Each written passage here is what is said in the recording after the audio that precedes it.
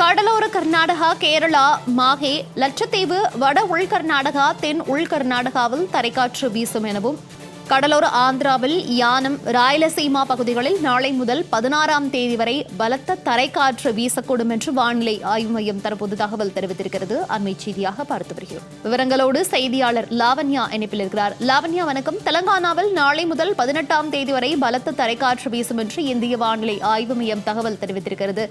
எந்தெந்த மாநிலங்களுக்கு தற்போது இந்த எச்சரிக்கையானது விடுக்கப்பட்டிருக்கிறது? மழை தொடர்பான முழு விவரங்கள். ஜூலை 12ஆம் தேதி கடலோர கர்நாடகா, கேரளா மற்றும் மாகே, லட்சத்தீவு, வட உள் கர்நாடகா, தென் உள் கர்நாடகா மற்றும் தமிழ்நாடு, புதுச்சேரி, காரைக்கால் பகுதிகளில் பலத்த தரைக்காற்று வீச வாய்ப்புள்ளது என இந்திய வானிலை ஆய்வு மையம் தெரிவித்துள்ளது. மேலும் கடலோர ஆந்திர பிரதேசம், யானம் மற்றும் ராயலசீமா பகுதிகளில் ஜூலை 12 முதல் 16ஆம் தேதி வரை, தெலுங்கானாவில் ஜூலை 12 முதல் 18ஆம் தேதி வரை பலத்த தரைக்காற்று வீசக்கூடும் என இந்திய வானிலை ஆய்வு மையம் தெரிவித்திருக்கிறது. மேலும் தற்பொழுது இருக்கக்கூடிய வானிலை நிலவரத்துப்படி நமக்கு பெய்ய வேண்டிய அந்த மழையானது சற்று காலம் தாழ்த்தி இருக்கக்கூடிய ஒரு சூழலில் தமிழகத்தை பொறுத்தவரை பல்வேறு மாவட்டங்களில் நல்ல வெயில் கொளுத்தி வருகிறது. பல மாவட்டங்களில் 100 டிகிரிக்கும் மேலான வெயில் பதிவை தொடர்ந்து நாம் பார்த்து வருகிறோம்.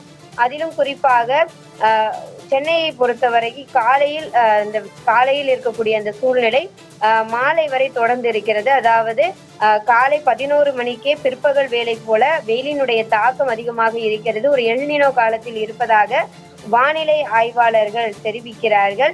மேலும் நாளையுமே சென்னையை பொறுத்தவரை வானம் ஓரளவு மேகமூட்டத்துடன் காணப்பட்டாலும் அதிகபட்சமான வெப்பநிலை 38 39 டிகிரி செல்சியஸை ஒட்டியும், குறைந்தபட்ச வெப்பநிலை 28 29 டிகிரி செல்சியஸை ஒட்டியும் இருக்கக்கூடும் என சென்னை வானிலை ஆய்வு மையம் தெரிவித்திருக்கிறது. மேலும் வெப்பம் சார்ந்த அசௌகரியம் ஏற்படக்கூடிய வாய்ப்புகளும் இருப்பதாகவும் வானிலை ஆய்வு மையம் தெரிவித்திருக்கக்கூடிய ஒரு சூழலில் தற்பொழுது ஜூலை 12ஆம் தேதி வரை தமிழ்நாடு, புதுச்சேரி, காரைக்கால் பகுதிகளில் பலத்த தரைக்காற்று வீச வாய்ப்புள்ளது என இந்திய வானிலை ஆய்வு மையம் தெரிவித்திருப்பது மிக முக்கியமானதாக பார்க்கப்படுகிறது.